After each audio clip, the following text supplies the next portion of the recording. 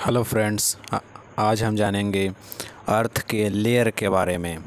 हमारी धरती जैसा बाहर से देखने पर लगती है वैसा अंदर से बिल्कुल अलग है। तो हम अर्थ के लेयर्स के बारे में समझेंगे। अर्थ कितने लेयर से बने होते हैं, उनके नाम क्या क्या हैं, उनकी थिकनेस क्या है और उनकी डेंसिटी कितनी है, ये जानेंगे। तो यहाँ आप देख रहे होंगे स्क्रीन पर कि अर्थ के कुछ लेयर्स के बारे में दिखाया गया है। तो ये जो लेयर्स हैं, आउटर मोस्ट लेयर, इसे अर्थ क्रस्ट बोला जाता है। और जो सेकंड वाले लेयर्स है उसे मेंटल बोलते हैं। और जो थर्ड लेयर आपको दिख रहा है इसे आउटर कोर बोलते हैं। यहाँ से यहाँ तक कोर होता है। ये आउटर कोर है और ये इनर कोर है। तो इन सब के बारे में हम बारी बारी से जानेंगे, क्रस्ट के बारे में, मेंटल के बारे में, आउटर कोर और इनर कोर के बारे में। तो सबसे पहले जानते हैं इंटरनल स्ट्रक्चर में क्रस्ट के बारे में। क्या होता है क्रस्ट?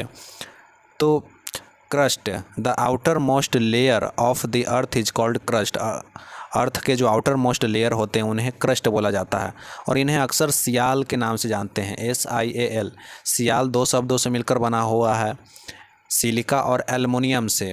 और ये जो अर्थ क्रस्ट हैं ये मेनली सॉलिड होते हैं और ये रॉक्स और मिनरल से बने होते हैं।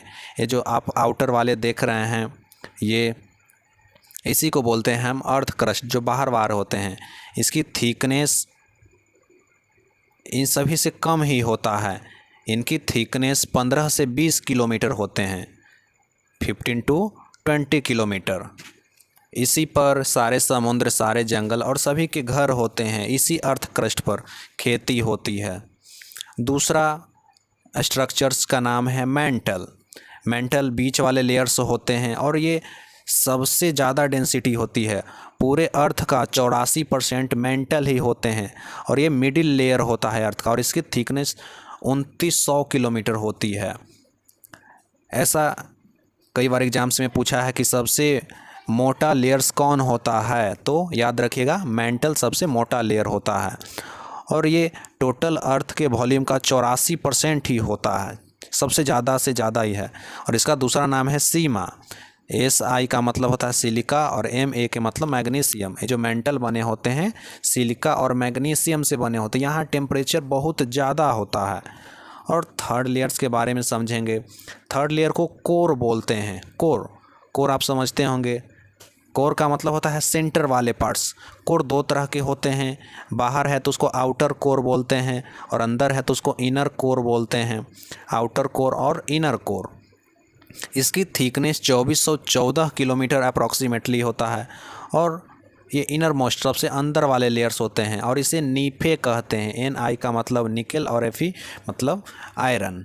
तो ये दो चीज़ों से बना हुआ है और सबसे अंतिम वाला लेयर्स होते हैं। इसकी टेम्परेचर सबसे ज़्यादा होता है क्योंकि ऊपर के क्रस्ट का भी पूरा प्रेशर, पूरा भार और पूरे मेंटल का प्रेशर इस आउटर मोस्ट लेयर पर होता है। इसीलिए सबसे ज़्यादा गर्म कोई लेयर होता है तो आउटर मोस्ट लेयर होते हैं।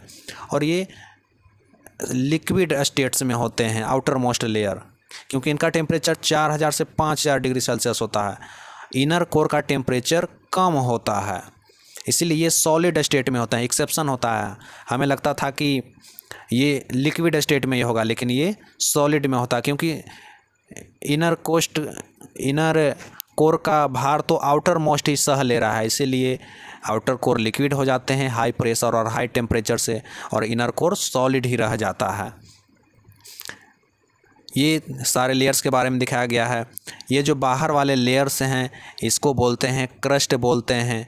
ये बीच वाले लेयर है इसको मेंटल बोलते हैं। ये पूरे अर्थ का 84% होता है। और इससे भी गर्म ये वाला लेयर होता है जिसे हम बोलते हैं आउटर कोर बोलते हैं, आउटर कोर। और ये है इनर कोर।